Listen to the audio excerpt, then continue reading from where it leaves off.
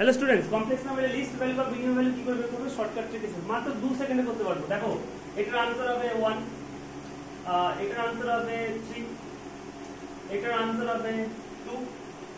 কি করে বলে দিলাম? আমরা 2 সেকেন্ডে না 1 সেকেন্ডে করে দিতে পারবো, কিন্তু ট্রিকটা বুঝে নাও। এটা হচ্ছে ট্রিক, মানে modulus of z minus something plus modulus of z minus something, or minimum ভ্যালুটা হবে ওই সামথিং মাইনাস সামথিং এর মড। এবার এখানে এটা হচ্ছে, দেখো, a z minus a into z minus b হলে তার आंसर হবে a মাইনাস b এর মড। তাহলে এখানে বলো প্রথম কোশ্চেনটা z মাইনাস এই mod z plus mod z minus 1, তাই তো? এটা দেখো z মাইনাস সামথিং লিখে দাও আগে, তো z কে আমি z মাইনাস 0 লিখতে পারি প্লাস z মাইনাস 1 লিখতে পারি। এখানে সামথিংটা কত? এখানে এটা কত বলো, কম্পেয়ার করে। এটা 0 আর b কত 1, তাহলে आंसर হবে a মাইনাস b তার মডুলাস। 0 মাইনাস 1 এর মডুলাস কত? মড মাইনাস 1 মানে 1, তাই তো? এর आंसर হবে 1। বুঝে গেছো? সিমিলারলি কোশ্চেন নাম্বার 2 তে বলো a কত?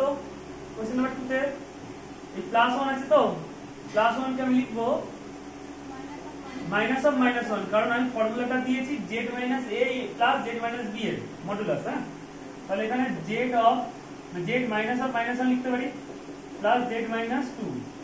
তাহলে এখানে a কত? মাইনাস 1, b কত? 2। তো modulus of a minus b কত? তাহলে মাইনাস 1 মাইনাস 2 3। তুই বলবে স্যার আমি এইটাকে b নিতে পারি না, এটাকে a নিতে পারি না। আমি বলছি হ্যাঁ, তুমি যদি এটা তুমি মাইনাস 2 নাও, সরি এটাকে যদি 2 নাও আর b টাকে যদি মাইনাস 1 নাও, তাও দেখো आंसरটা সেমই আসবে, কারণ a মাইনাস b যখন করবে প্লাস হয়ে যাবে, আর মডুলাস অফ 3 কত যাবে? 3, आंसर তো সেমই আসবে। সিমিলারলি কোশ্চেন নাম্বার 3 এর आंसर কি হবে? এখানে সেম কোশ্চেন দেখো মাইনাস 2i আছে, তাই তো? এখানটা মাইনাস 2i আছে, এটা আছে, তো এটাকে তুমি এরকম লিখতে পারো, তাই তো? কয়লা এটা তাহলে a কত? এর ভ্যালু হচ্ছে এখানে 0। তুমি এটাকে 2i ও নিতে পারো, b টাকে তুমি 0 নিতে পারো, বা আমি এটাকে 0 নিচ্ছি, b টাকে 2i নিচ্ছি। তো modulus of a minus b বের করো, কত হয়? 0 মাইনাস 2i। এর মডুলাস কত হয়? Root under 0 square plus minus 2 এর হোল স্কয়ার, তাই তো? a প্লাস i ফর্মে লিখে a প্লাস i এর মডুলাস যা হয় রুট 4 মানে 2। তাহলে মিনিমাম বা লিস্ট ভ্যালু হবে 2। Thank you.